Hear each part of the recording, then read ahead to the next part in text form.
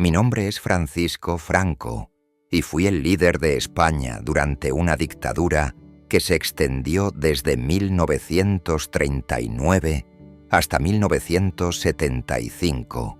Llegué al poder a través de una cruenta guerra civil, un conflicto que dividió profundamente a los españoles y dejó un rastro de sufrimiento que aún hoy es recordado. En la historia, mi nombre quedó marcado por las decisiones que tomé, muchas de ellas terribles y difíciles de justificar. Estoy aquí para reflexionar sobre mi vida, mis elecciones, y para ofrecer una perspectiva desde la experiencia, en espera de que mi historia sirva como advertencia a aquellos que buscan el poder sin medir las consecuencias. Nací en El Ferrol, un pequeño puerto en Galicia, en 1892, en el seno de una familia de tradición militar. Desde muy joven, las historias de heroísmo y sacrificio de mis antepasados resonaban en mi hogar. Mi padre, un teniente del ejército, y mi madre, una mujer de fuerte carácter y convicciones, me inculcaron un profundo sentido de deber hacia la patria. En nuestra casa, el honor y la lealtad eran valores sagrados, y estos principios moldearon mis primeras aspiraciones. Mi entorno familiar, marcado por la disciplina militar, fomentó en mí una admiración por las Fuerzas Armadas y una sed de reconocimiento. Desde niño, soñaba con ser un gran líder, alguien que dejaría una huella en la historia de España. La figura de mi tío abuelo, el general Franco, me inspiraba a alcanzar metas más altas. Pasaba horas soñando con las glorias del pasado, imaginando batallas en las que podría demostrar mi valentía y destreza. Mi ímpetu era tan fuerte que, a veces, me encontraba diseñando estrategias militares en mi mente mientras jugaba en las calles de El Ferrol. Era un niño que anhelaba grandeza, pero no comprendía el costo que ello podría conllevar. A la edad de 7 años, me enviaron a una escuela religiosa, donde recibí una educación estricta y disciplinada. Los curas que enseñaban allí me inculcaron la importancia del sacrificio y la devoción, valores que, más tarde, llevaría conmigo a lo largo de mi vida. Sin embargo, también era un tiempo de inocencia, en el que disfrutaba de las pequeñas cosas, como los paseos por la costa y las travesuras con mis amigos. Pero en el fondo, la ambición empezaba a asomar. Mi mente joven ya albergaba ideas de grandeza y el deseo de ser un hombre influyente. A los 14 años, la vida me llevó a la Academia de Infantería de Toledo, un paso crucial en mi camino hacia el destino que había soñado. El cambio de entorno fue drástico. La rigurosidad de la academia exigía lo mejor de mí. En medio de esta nueva vida, mi pasión por el ejército se intensificó, y allí, en las aulas y campos de entrenamiento, forjé la disciplina que me acompañaría en toda mi carrera. Era un lugar donde la perseverancia y la fuerza de voluntad eran esenciales para triunfar. Sin embargo, los años de formación también despertaron en mí una determinación que pronto se tornaría peligrosa. Los relatos de héroes, las victorias y las derrotas en la historia de España comenzaron a resonar más que nunca en mi corazón. Soñaba con una España unida y poderosa, un país que pudiera superar sus divisiones internas y convertirse en un faro de estabilidad en Europa. En esos momentos de introspección, concebía un futuro donde mi nombre sería recordado junto al de grandes líderes. Pero, al mirar atrás, entiendo que esos sueños estaban llenos de ambiciones desmedidas y que mi deseo de grandeza pronto me llevaría a decisiones que afectarían a millones de vidas. Mis sueños de juventud, a pesar de estar alimentados por la pasión y el idealismo, también estaban impregnados de una insensibilidad que no comprendía en aquel entonces. La búsqueda del poder, que se me presentaba como un objetivo noble, se transformaría en una obsesión que oscurecería mi juicio y mis valores. Años más tarde, en el fragor de la guerra y la política, esas visiones de grandeza me llevarían a decisiones que dejarían una marca indeleble en la historia de España y el sufrimiento de su gente. Mi viaje militar comenzó en serio cuando ingresé en la Academia de Infantería de Toledo. Con el paso de los años, me forjé una reputación como un estudiante diligente y un soldado decidido. Mis superiores elogiaban mi tenacidad y mis compañeros admiraban mi dedicación. Aprendí no solo a manejar las armas, sino también a liderar, a ser un estratega.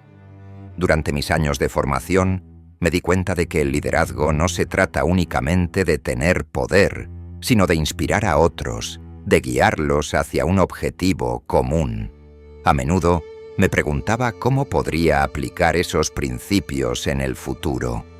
Mi primer destino como oficial llegó cuando fui asignado al Regimiento de Infantería de Alcántara, donde pronto se me presentó la oportunidad de demostrar mi valía.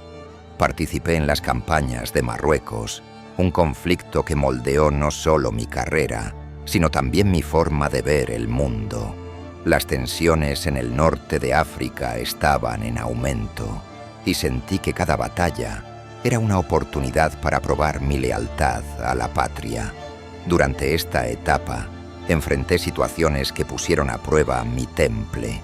Luchamos en la Guerra del Rif, donde se llevó a cabo la famosa batalla de Anual. Las condiciones eran brutales y muchos soldados perdieron la vida. Durante esta guerra, me di cuenta de que la valentía y la determinación eran esenciales, pero también lo eran la estrategia y la preparación. No se trataba solo de enfrentarse al enemigo, sino de entenderlo, de prever sus movimientos y de anticipar sus acciones. En ese sentido, cada victoria era una lección y cada derrota una oportunidad para aprender. En la batalla de Anual, aunque mi unidad sufrió pérdidas significativas, logré salir ileso y se me reconoció por mi liderazgo en el campo de batalla. Mi ascenso fue rápido. En 1921, con apenas 29 años, fui ascendido a teniente coronel, un rango que enorgullecía a mi familia y a mi entorno. Sin embargo, no todo fue gloria. La experiencia en Marruecos también me mostró la dura realidad de la guerra. La muerte y la destrucción no solo afectan a los enemigos, sino también a los hombres que luchan y a los civiles atrapados en el fuego cruzado. Las atrocidades cometidas por ambos bandos pesaban en mi conciencia, aunque en aquel entonces trataba de suprimir esos sentimientos, convencido de que era un precio necesario por la gloria y el honor. Es fácil perderse en la narrativa heroica de la guerra, pero en esos momentos de reflexión me di cuenta de que las vidas perdidas son el verdadero costo de la ambición. A medida que mi carrera avanzaba, mi papel en las Fuerzas Armadas se volvió cada vez más prominente. En 1926, después de haber demostrado mi capacidad en el campo de batalla, fui nombrado comandante de las fuerzas españolas en Marruecos. Este puesto me otorgó no solo responsabilidad, sino también una gran visibilidad. Mis éxitos en el norte de África fueron ampliamente publicitados y la prensa comenzó a considerarme un héroe nacional. Pero, aunque la admiración de la gente me llenaba de orgullo, también me hacía más consciente de la expectativa que esto generaba. Las lecciones que aprendí en Marruecos me acompañaron en mi carrera posterior. Comprendí que el poder y el éxito no solo se logran a través de la fuerza, sino también mediante la inteligencia, la estrategia y la habilidad para entender a los demás. La guerra no es un campo de juegos, es un escenario en el que las decisiones tienen repercusiones profundas y duraderas. Mientras avanzaba en mi carrera, esas enseñanzas se convirtieron en el fundamento de mi visión del liderazgo y del papel que debía desempeñar en la política española. Al regresar a España, mis logros me abrieron las puertas a nuevas oportunidades. Comencé a involucrarme más en la política y en la dinámica de poder que se desarrollaba en el país. La República había sido proclamada en 1931 y España estaba sumida en un periodo de tensiones sociales y políticas. Sentía que, con mi formación militar y mis experiencias en combate, estaba preparado para enfrentar los desafíos que se avecinaban. La experiencia adquirida en Marruecos me había enseñado la importancia de la unidad y la determinación, y estaba decidido a aplicar esos principios en el contexto más amplio de la política española. Sin embargo, a pesar de los éxitos y la admiración que había cosechado, el camino hacia el poder no estaba exento de obstáculos. A medida que el clima político se tornaba cada vez más complicado, las divisiones dentro de la sociedad española se hacían más evidentes. En ese sentido, mis experiencias militares no solo habían moldeado mi carácter, sino que también me prepararon para lo que vendría. La guerra civil estaba en el horizonte y estaba a punto de embarcarme en un viaje que cambiaría el destino de España para siempre. Para 1936, España estaba sumida en un caos de conflictos ideológicos.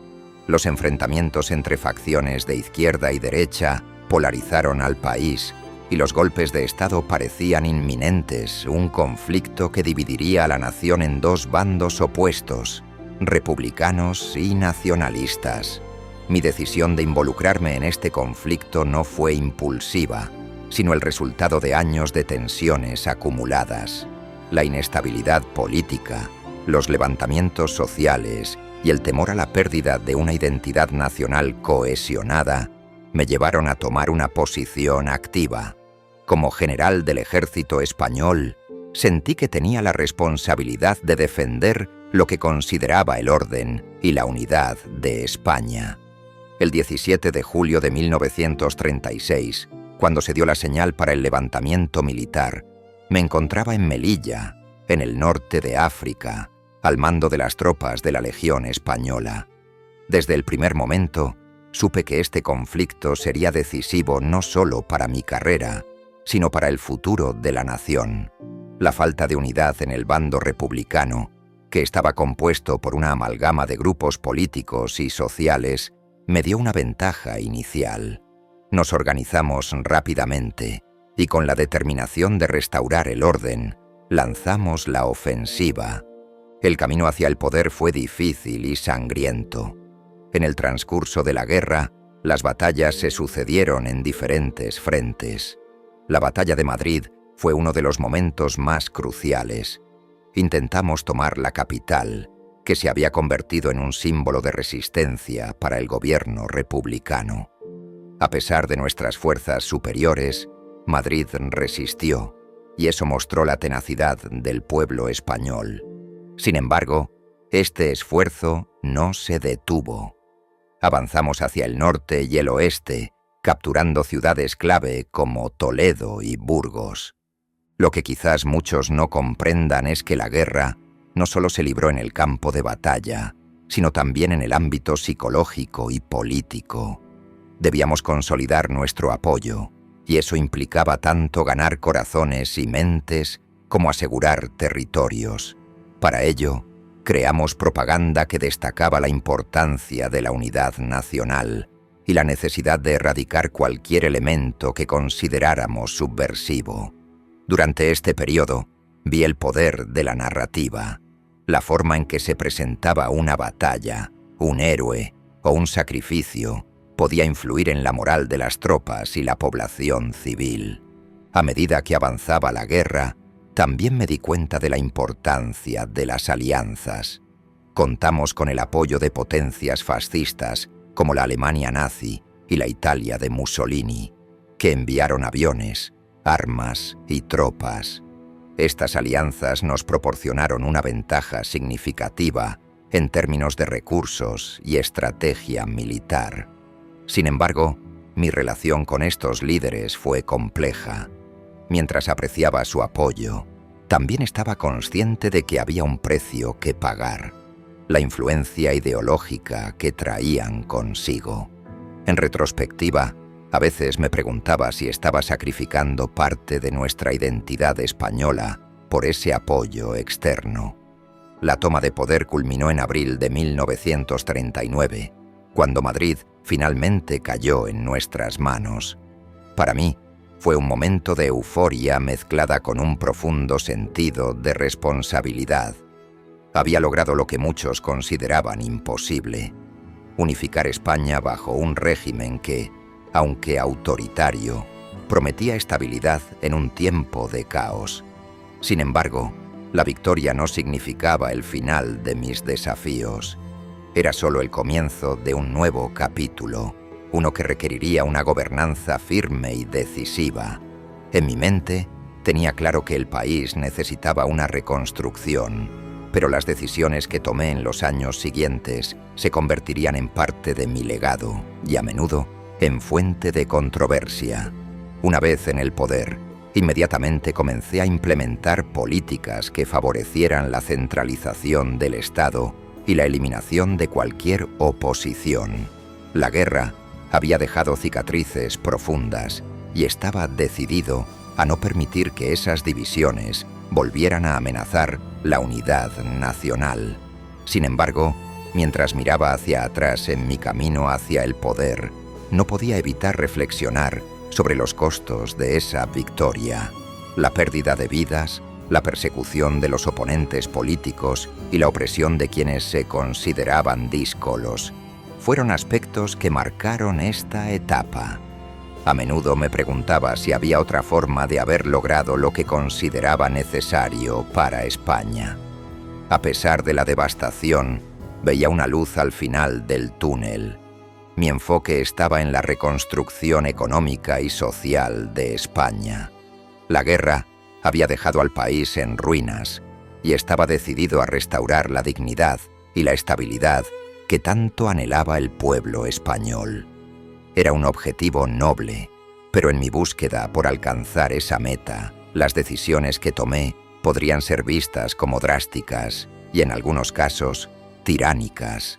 Reflexionando sobre esos momentos, siempre recordaba que el poder tiene un costo, y ese costo, en mi caso, fue la libertad de muchos. Durante la Guerra Civil Española, se llevaron a cabo actos que hoy en día reconozco como barbaridades. En mi lucha por establecer un régimen que consideraba necesario para la estabilidad de España, tomé decisiones que llevaron a la represión de aquellos que consideraba opositores. La guerra no solo enfrentó a dos bandos, sino que se convirtió en un escenario de violencia brutal y venganza. La brutalidad en la represión, las ejecuciones sumarias y la persecución de quienes defendían ideales diferentes fueron, sin duda, excesos que empañaron nuestro esfuerzo por lograr una España unida. Recuerdo que, en mi afán de consolidar el poder, me dejé llevar por la ideología y el fervor del momento. En lugar de buscar la reconciliación y la paz, muchas veces opté por el camino más fácil: la eliminación de los disidentes. En este contexto, el uso de campos de concentración y la represión de la oposición se convirtieron en prácticas comunes. En mi mente, justificaba estas acciones como necesarias para proteger al Estado. Sin embargo, ahora me doy cuenta de que esas decisiones infligieron un profundo dolor a miles de familias y crearon cicatrices que tardarían décadas en sanar.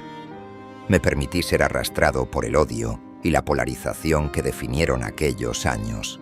En vez de promover el entendimiento y la unidad, contribuí a la división y al sufrimiento de mi propio pueblo. Si pudiera ofrecer un consejo a las generaciones futuras, sería este: nunca permitáis que la búsqueda de poder os lleve a la pérdida de la humanidad. La historia está llena de líderes que, como yo, priorizaron el control sobre la compasión. Mi legado no debería ser solo el de un líder militar, sino también el de un hombre que aprendió, aunque demasiado tarde, que la verdadera fortaleza radica en la capacidad de construir puentes y no en destruir vidas.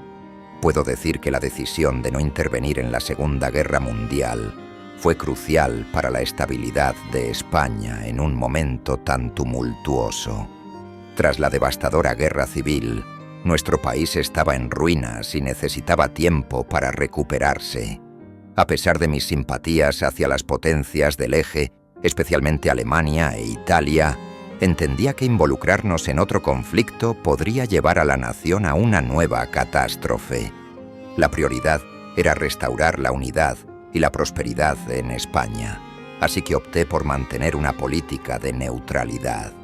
Esta decisión no solo me permitió consolidar mi régimen, sino que también me proporcionó la oportunidad de jugar un papel estratégico en la diplomacia internacional. Recibí apoyo económico y militar de los nazis, lo que ayudó a fortalecer nuestro ejército y a estabilizar nuestra economía, sin arriesgarnos a un conflicto directo. Además, era consciente de que la opinión pública en España estaba en gran medida en contra de la guerra. La gente había sufrido demasiado y no deseaba volver a vivir el horror de un conflicto armado. Por lo tanto, mi enfoque fue en la reconstrucción del país, y la neutralidad fue fundamental para conseguir ese objetivo.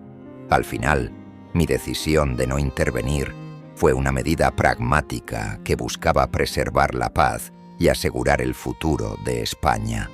Todo, y que durante la Segunda Guerra Mundial, España se mantuvo oficialmente neutral, pero mi simpatía hacia ciertas potencias me dejó en una posición de aislamiento después del conflicto. Este aislamiento afectó gravemente al país, frenando el desarrollo económico y cultural de España. Mi afán de control, de imponer un pensamiento único, terminó afectando la prosperidad y la modernización que podría haber alcanzado mi país si hubiera tomado un camino más abierto y cooperativo. Una vez consolidado el poder, mi régimen impuso un control rígido sobre el país y me dejé llevar por la idea de que solo a través de una autoridad absoluta se podía alcanzar la unidad y la estabilidad. Desde 1939, tras el fin de la Guerra Civil Española, hasta 1975, año de mi muerte, goberné con mano de hierro durante casi 4 décadas. No permití voces discordantes.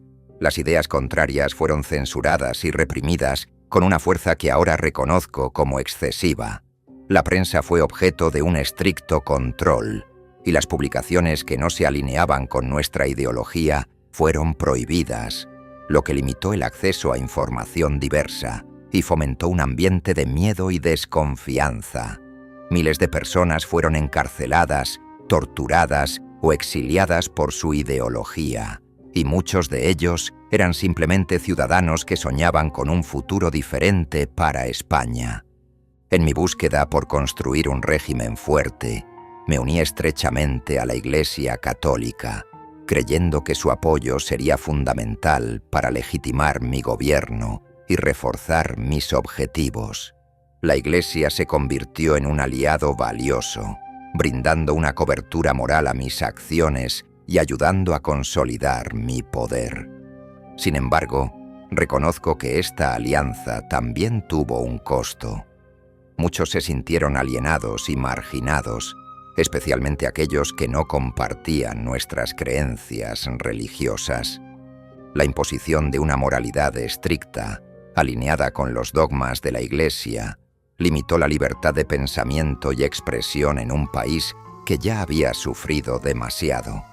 Pensé que todas estas medidas eran necesarias para garantizar el orden y la estabilidad, pero mirando atrás, comprendo que una nación no puede construirse sobre el miedo y la opresión.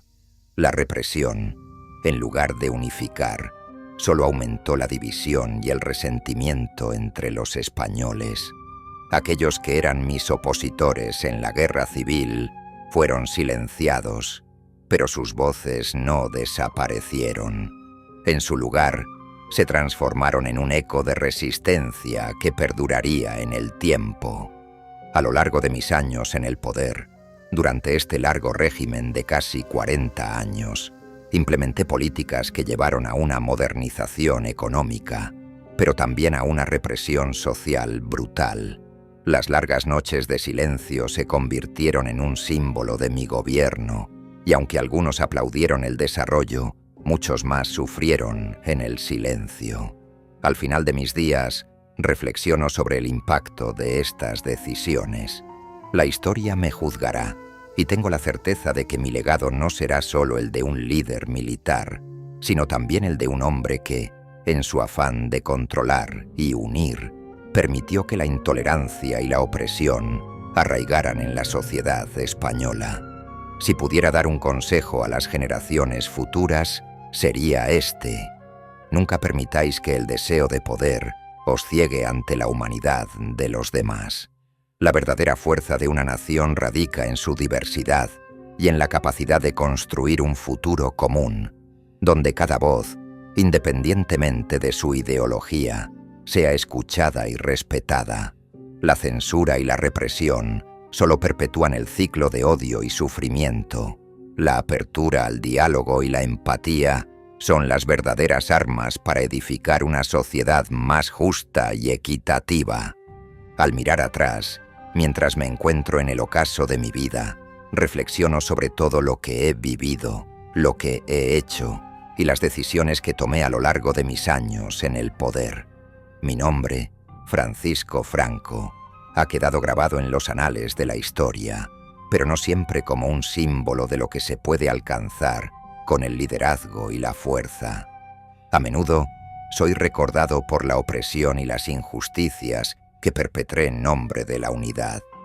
Durante casi 4 décadas, guié a España en un camino marcado por el autoritarismo y la represión, y aunque algunos celebran los logros económicos de mi régimen, otros nunca olvidarán el sufrimiento que causé. Mi salud comenzó a declinar a medida que el tiempo avanzaba. En los últimos años, la sombra de la muerte se cernía sobre mí, una realidad que no podía ignorar. El 20 de noviembre de 1975, finalmente me encontré cara a cara con mi destino. La vida se desvaneció a mis pies mientras pensaba en la España que dejaba atrás. En ese momento, me invadieron pensamientos de mis aciertos y errores, y una profunda sensación de reflexión me envolvió. Aunque me había rodeado de poder y autoridad, al final, todos somos mortales, y la historia es quien realmente determina el significado de nuestras vidas. Desde el inicio de mi régimen, siempre fui consciente de la importancia de la sucesión. A medida que me acercaba al final de mis días, tomé la decisión de nombrar a mi sucesor, el príncipe Juan Carlos de Borbón, con la esperanza de que pudiera guiar a España hacia un futuro diferente. Quería que él se convirtiera en un símbolo de la reconciliación y la modernización de un país que había estado dividido durante tanto tiempo. Sin embargo, mis esperanzas se vieron complicadas por las sombras del pasado que había creado. La transición de poder fue un momento delicado y crucial, y en el fondo, sabía que mi legado sería una carga difícil de llevar. La muerte llegó, y con ella, el fin de un régimen que había impuesto un control rígido sobre la vida de los españoles. Después de mi fallecimiento, España comenzó un proceso de transición hacia la democracia, liderado por Juan Carlos, quien se distanció de mis políticas autoritarias y buscó restaurar la libertad y la pluralidad. Mi régimen, que había perdurado durante casi 4 décadas, llegó a su fin, y el pueblo español comenzó a recuperar su voz y su capacidad de decisión. A través de mis experiencias, quiero dejar un mensaje para las generaciones venideras. El poder puede ser una herramienta de gran impacto, pero también puede ser un arma de destrucción. A veces, la búsqueda de la estabilidad puede llevar a la tiranía, y la presión de mantener el control puede nublar el juicio y la compasión. Espero que, en el futuro, se valore más la diversidad de voces y se fomente un diálogo abierto en lugar de un silencio forzado. Hoy, mientras me despido, deseo que mi vida sirva de lección, que la historia que se narre no solo hable de un dictador, sino que también ofrezca la esperanza de un futuro donde la comprensión y la empatía sean los cimientos de la convivencia. Al final, el verdadero poder reside no en oprimir, sino en construir, en escuchar y en sanar las heridas de un pasado doloroso. Que aquellos que vienen después de mí recuerden que un líder verdadero es aquel que guía a su pueblo con amor, respeto y justicia.